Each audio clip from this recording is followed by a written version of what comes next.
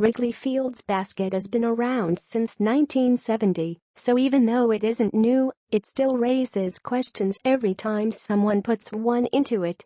And that's what happened on Wednesday during Game 4 of the National League Division Series between the Washington Nationals and Chicago Cubs. Michael Taylor broke the game open with a two-out, eighth-inning opposite-field grand slam that landed in the basket to help Washington force a decisive Game 5 in Washington on Thursday, was 5-0. Check it out, if that basket wasn't there, it's fair to assume the Cubs would have escaped the two-out jam in the eighth and would have had a realistic shot at sending the game to extras or winning it in the final two innings. The basket exists to prevent fan interference, and even though it isn't always entirely successful, fans can be idiots, it is effective against normal fans. Many ballparks have gaps between the wall and the fans, but at Wrigley Field fans can stay close to the action without messing with the outcome of a game.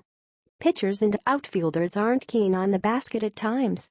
Even though it serves a noble purpose, it can sometimes rob an outfielder of a robbed home run opportunity.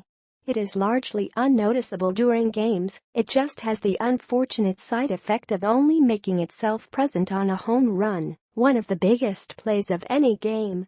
Wrigley's rules are a bit complex due to the quirkiness of the park. According to the Wrigley ground rules, there are several things that may tinker with what the field of play actually is: outfield area, fair ball striking railing or screen attached to bleacher wall and rebounding onto playing field, in play.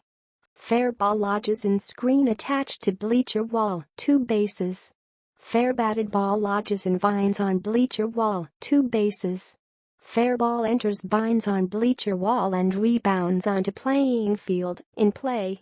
Fair ball lodges in or under grates in left or right field, 2 bases. The key takeaway of the basket is simple: it's a home run. It just doesn't necessarily allow outfielders to try to snag a home run back.